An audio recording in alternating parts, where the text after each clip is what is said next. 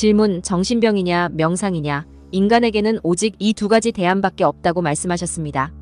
하지만 수많은 세상 사람들을 보면 미치지도 명상을 하지도 않는 것 같습니다. 여기에 대해 어떻게 생각하십니까? 구루의 대답, 사람들은 이미 미쳐 있습니다. 명상을 하는 사람은 없습니다. 정신병원에 있는 정신병자와 세상에 있는 정신병자의 차이는 정도의 문제일 뿐입니다. 질적인 차이가 없습니다. 그저 양적인 차이만 존재할 뿐입니다. 세상 사람은 덜 미쳤고 정신병원에 있는 사람은 조금 더 미쳤다는 차이일 뿐, 인간은 기본적으로 미쳐 있습니다. 왜 나는 인간을 미쳤다고 선언할까요? 정신병에는 여러 가지 뜻이 있습니다. 첫째, 사람은 존재의 중심에 있지 않습니다. 존재의 중심에 있지 않은 자체가 정신 이상입니다.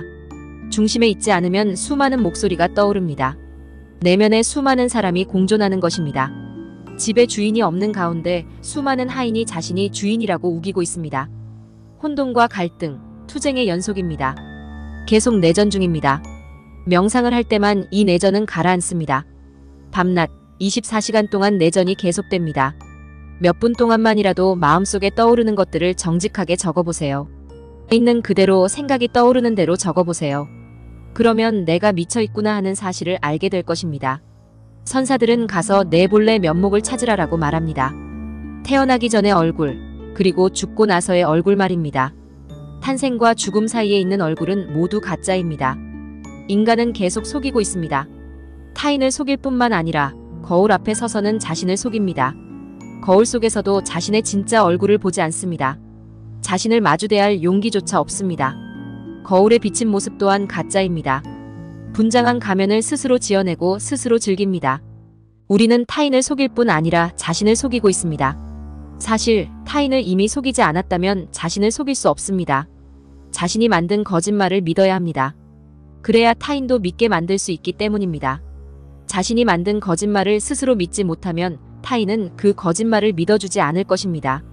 인생이라고 이름 부르는 이와 같은 허망한 일 때문에 인간은 길을 잃었습니다. 이것은 미친 짓입니다. 인간은 일을 너무 많이 합니다.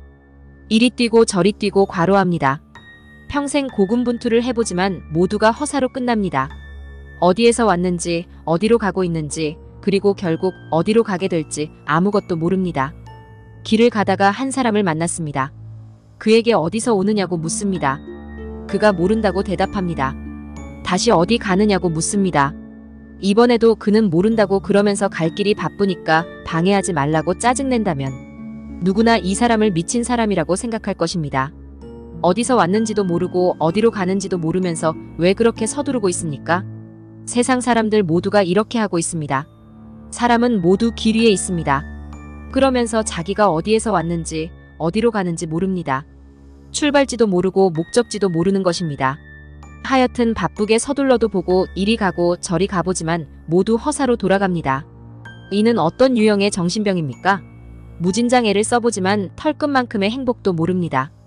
그저 언젠가, 미래의 언젠가 죽어서 내세의 행복을 누릴 수 있을까 꿈을 꿉니다.